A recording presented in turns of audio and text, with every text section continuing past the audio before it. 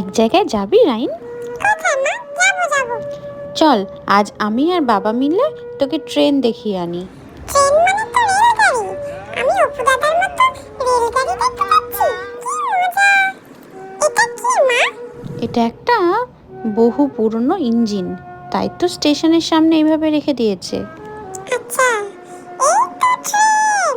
আমি ট্রেন দেখতে পেয়েছি মা, কত বড়। আমাকে একবার উঠিয়ে দাও না ট্রেনে, আমি ট্রেনে উঠবো।